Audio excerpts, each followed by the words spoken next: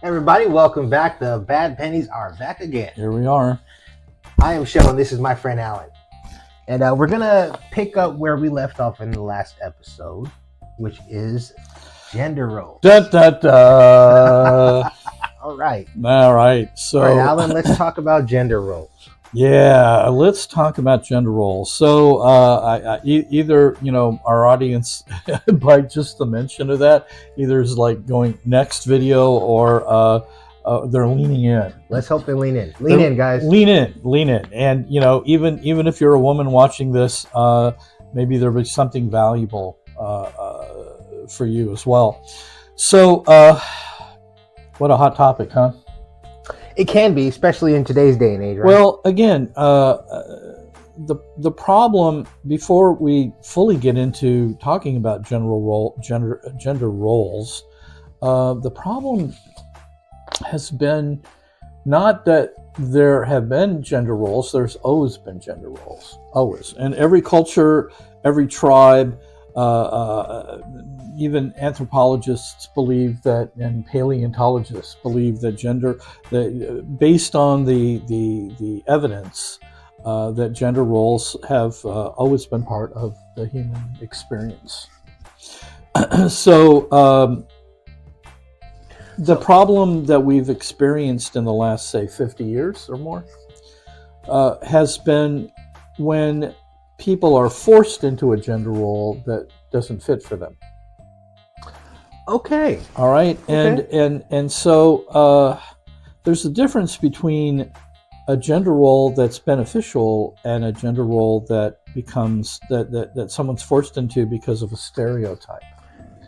So what I did is I've done some definitions and some notes and stuff because I actually prepared for this one. And a stereotype is a widely held but fixed and oversimplified image or idea of a particular type of person or thing.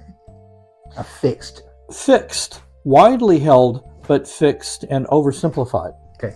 All right. So, and men and women both have been stereotyped over the years. Mm-hmm. And unfortunately, a lot of human beings have suffered because of the stereotype, not only the stereotyping of people, but also forcing them into particular ways of being that don't fit for them. So, as a disclaimer, before you're all hitting the thumbs down thing, we want you to hit the thumbs up, right? As a disclaimer, do what works. Always do what works. Yeah. If it's not working, then do something different, right? And we know, based on how our culture reacted to stereotypes and being forced into gender roles, that there was a lot of pushback and a lot of reaction. Mm-hmm. And in order to try to get it somewhere where we could kind of even the playing field a little bit. So I'm not a big proponent of equality. I'm a big proponent of equity. Go look it up. All right. Equity versus equality. Yeah. Go look up equity and notice that there's a big contextual difference between equality and equity. Okay. And equality actually doesn't get us where we want to go. Equity does. So when we rather than, we used to say equal rights and all of that kind of stuff, right? Well, really what we aspire to really is equity and rights rather than equal rights. Because we're all at different levels and different abilities and different positions and all of that kind of stuff. And to try to place equal onto all of that doesn't really work. Okay. All right. And now we go back to our disclaimer. Do what works. Do what works. All right. If in doubt, do what works. If you don't know what to do, figure out what works. All right. And if it's not working, do something different. Okay. Don't keep doing the same thing over and over and over again, expecting a different result.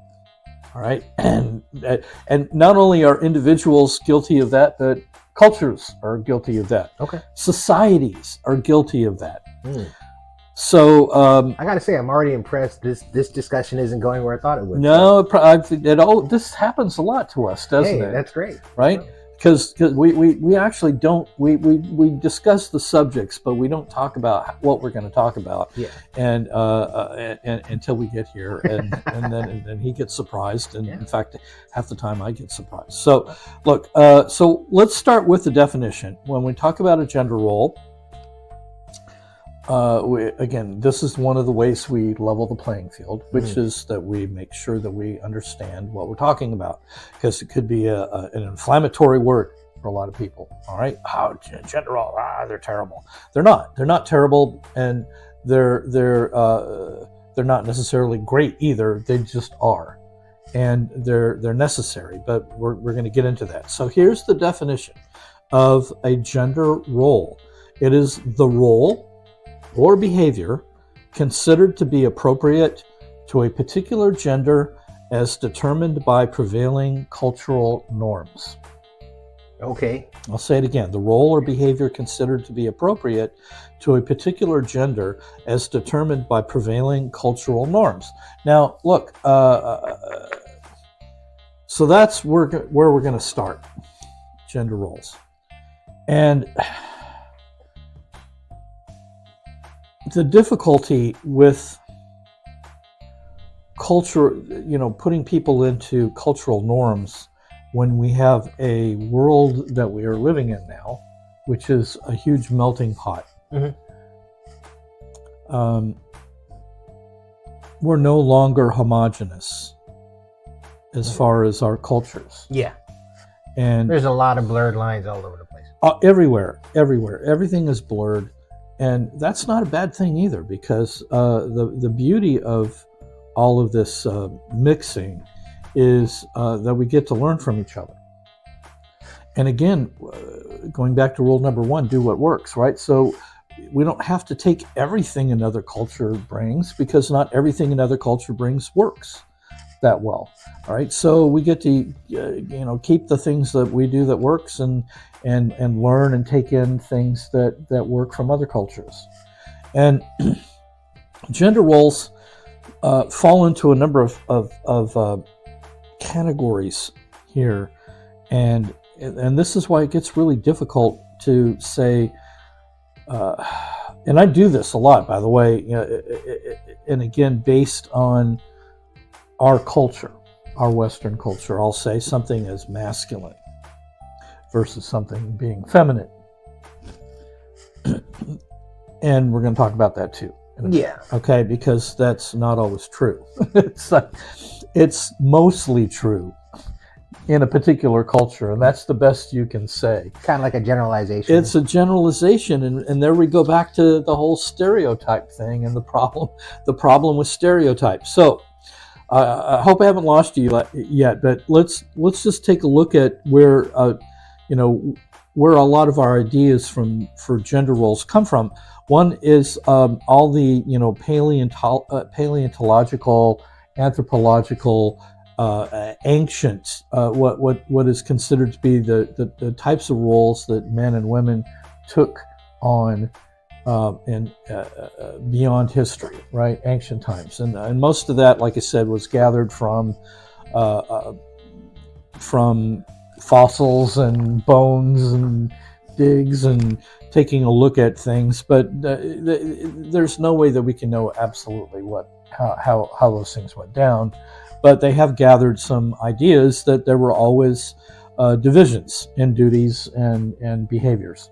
Okay. All right. And look, we look at the animal world, there's divisions in behaviors between male and female for the most part. Okay. Again, there are exceptions, and exceptions are okay, but we're talking about, again, generally speaking, tribal. Different tribes had different roles for genders. Okay. And look, when I say gender roles, I mean, look, we're not necessarily talking about sexual orientation. We're okay, talking about or prevailing cultural sexual norms. yes, we're not talking about sexual preferences. Okay. All right, and there's lots and lots of evidence, and we know for a fact that a lot of American tribal cultures had lots of room for deviations from what they would consider normal gender roles. Okay. And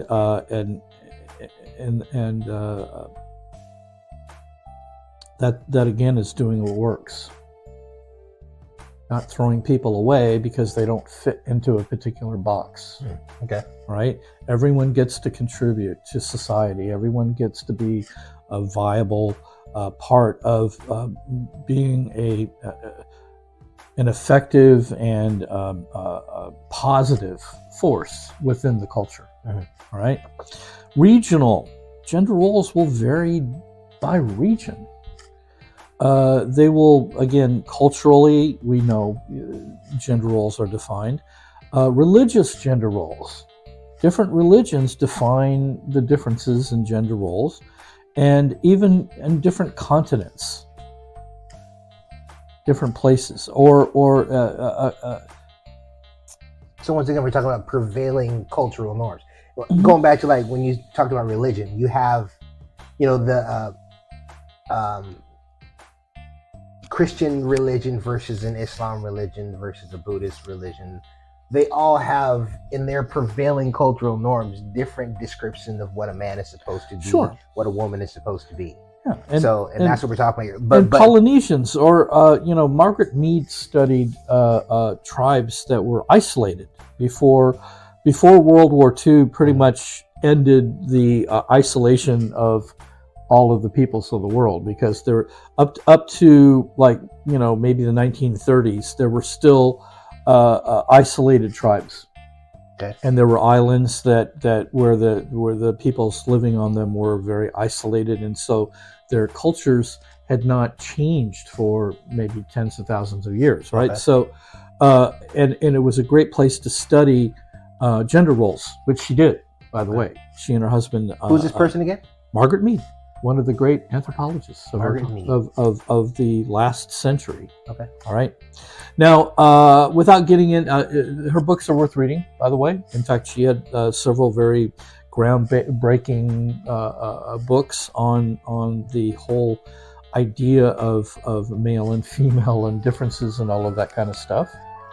Aha. I put mine on. That was an alarm to tell me it's time to do some burpees. Oh, was that what it is? Yeah. All right. I'll get them later. Yeah, definitely. Let's go.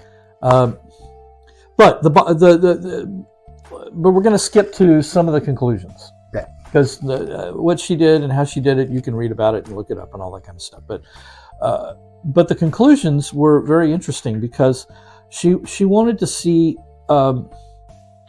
what makes us successful as human beings. And it's not just about surviving, but that is part of it. All right, that you have a culture that is productive in such a way that you don't lose population. Right? Because if you're shrinking, you're not successful. All right?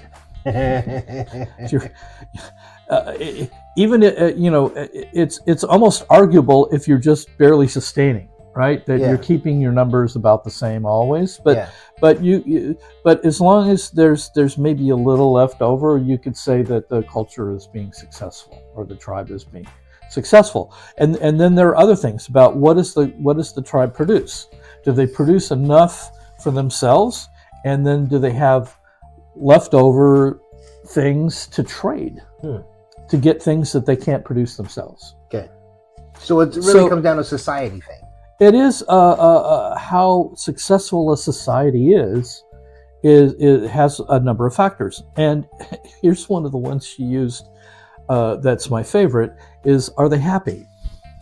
Okay. Yeah. Okay. So maybe you're not growing in leaps and bounds, but you are at least sustaining. But if you're miserable in the process, if you're unhappy people, she didn't consider it to be successful. Okay. All right. So she looked at these things. Well, what are the factors that determine? One of them we just talked about, which is are you increasing in numbers or at least sustaining yourself? Okay. And are you producing, product that that's enough for everybody, and something more to trade, or products that you can trade with other tribes, things like that, right? Right. And then again, being happy. Well, it turns out, at least in her opinion, that one of the common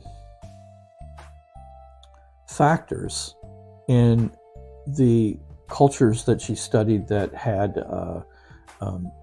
that were happy, that were hitting on all of the points, right, and being successful, was that they all were cultures in which they had very defined gender roles. Now, this is where we're going to get into a fist fight with you all, because again, in today in America, we have been struggling with that, and the problem isn't the gender role itself. It's the fact that we've forced people in the past into gender roles that they didn't fit, and made them wrong, sent them to camps, schools. Girls had to go to schools to learn how to be a girl. They finishing schools, I think they used to call them, right? Where they had to learn how to dress and serve, and in many ways even be subservient to men, which was the way that the gender roles were defined at a time, right? In certain cultures, including ours. So, but we forced people into that who really, it didn't work for them, and I'm not sure even it worked for everybody at all, really, in some ways, but it was just used to keep people in a box, and that's where gender roles, having them, is a problem. If you're using them to keep people in a box, then and stifling creativity and self-expression and all of those important things, then we got a problem. That's not working. That doesn't work, and I think that's what we have rebelled against, and lost the fact that gender roles are still important. And here's why. It goes back to the Margaret Mead discoveries about being happy.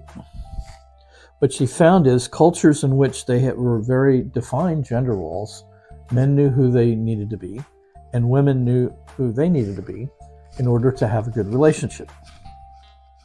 In order to raise children properly, based on their cultural norms, in order to function as a community, society, they found that the roles actually helped them do that successfully and be happy. Cultures in which the roles started to degrade and sort of muddy, where people didn't know who they needed to be in a relationship with each other, were the more the gender roles degraded, the more unhappy the culture was as a whole. People were not satisfied, all of that kind of stuff. They it's like one of the things we've been talking about, and the reason that we're doing this subject is that men have forgotten their place in a relationship. Okay. All right. And we're not talking about just packaging them into specific gender roles, but knowing how to approach that dynamic, that male-female dynamic. And we can't sit here and tell you that doesn't exist, because it does. It's universal, but it exists in all of us, right? There's a dynamic in all of us. Yeah. I agree. There's a male-female dynamic in all of us, but if you spend too much time worrying about that dynamic, you're not focusing on doing what works. And what we want to do is get to understand, at least within our culture, a place where men can bring themselves fully to a relationship, right? So that they're giving their best in the ways that a man can give his best. And again, that is going to be up to each individual in many ways, right? Okay, because you've got to decide for yourself what who you are and what your best is. Yeah. But if you don't know who you need to be in that relationship, what it is that you need to bring, what it is you need to supply, then you're just swimming in really deep water without any life support, really. My opinion on gender roles is that I think it all comes down to teamwork. I think that there's a list of responsibilities, duties, and just tasks, and they need to be split up. Yep. And the husband and the wife says, I take this, you take this, I take this, you take that, and things will just happen the way that they're supposed to happen. Right. And that works. Yeah. Now, a lot of times, the woman may take on something that other women would also take on, and those things can be what be considered the prevailing cultural norm. But other times it can be the ability that one person may have over the other. Well, we've said all along that women are capable of being better men than men are. So, if that's something that they want to do, going back to Margaret Mead, the extension of all of this was that it didn't matter what the gender role was. In fact, what she found, in some cultures, they were completely flipped based on our cultural norms of gender roles. Right. So, like, all the men in this culture do this thing, but in a different culture, the women do that exact thing. Exactly. And yet, it worked. And as long as somebody does it, it works. As long as somebody does it. I mean, as long as it gets done. And it didn't matter what was considered in that, male or female. Yeah. It was considered male or female.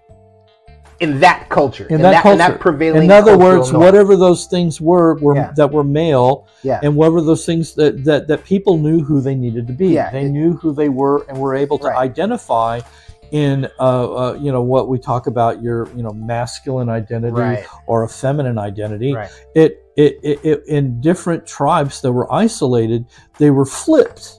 That's fine, as long, like you said. But the people were still successful. Yeah, they were still happy. They were productive. They were growing. They were their relationships were working.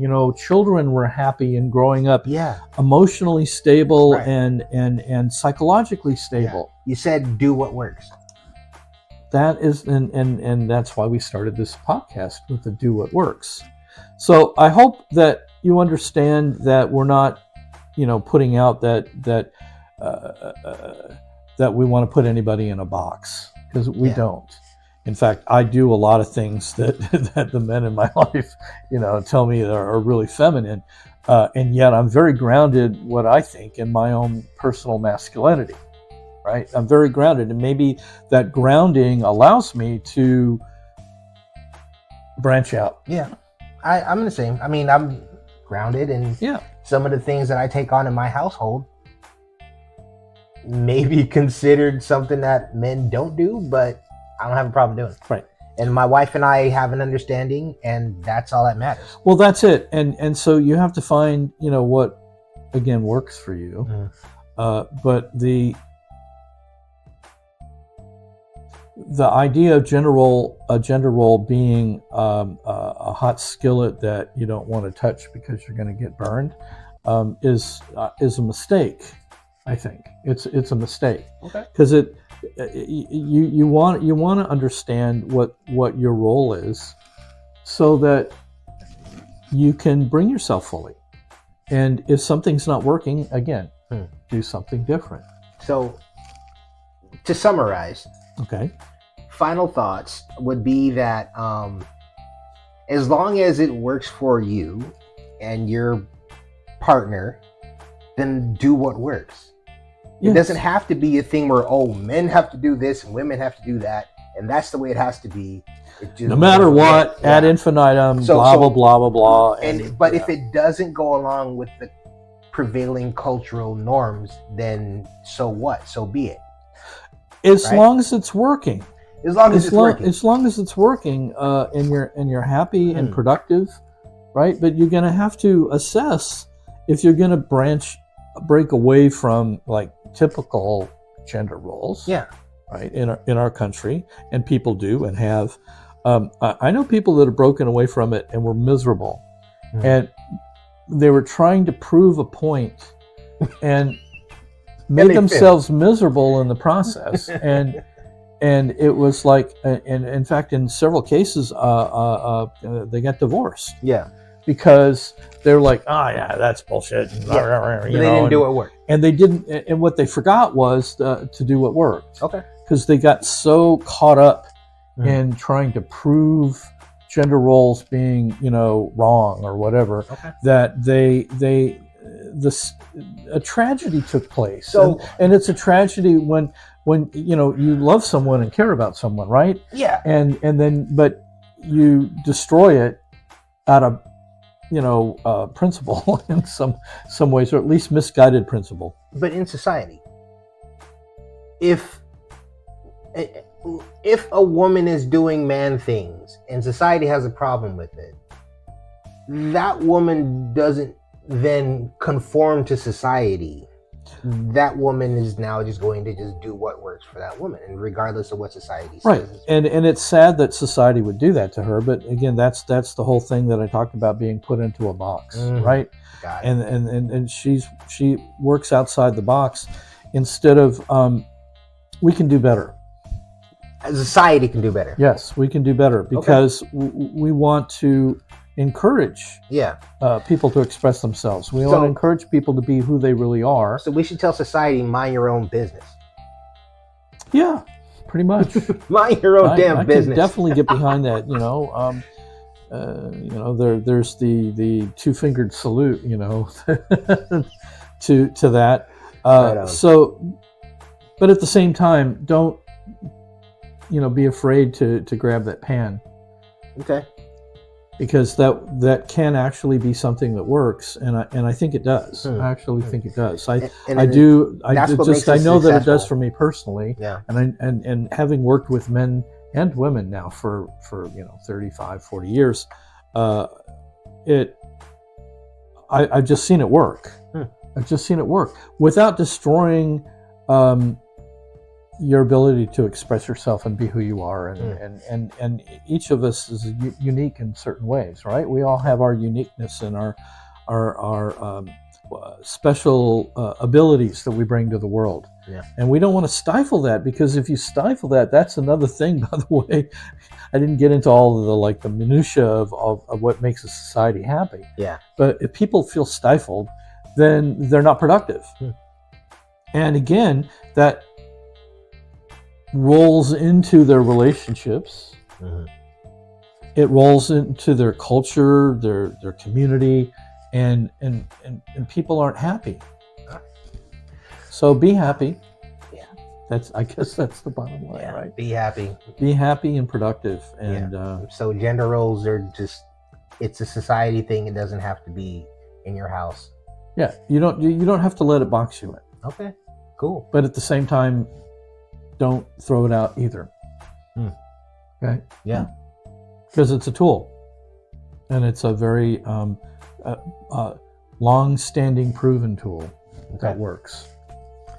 There you have it, gentlemen, ladies. Hopefully we'll get like 10,000, We'll see what happens. Hey, thanks for joining us. Make a comment, by the way, if you've got stuff to add. We really appreciate all of you who've been and subscribe. Definitely subscribe. Hit that little subscribe button down there. We want to bring this to more people in the world. So. Yeah, the algorithm's getting kind of funny, so we got to keep working with that. Yes. All right, Bad Pennies. We'll be back. See you.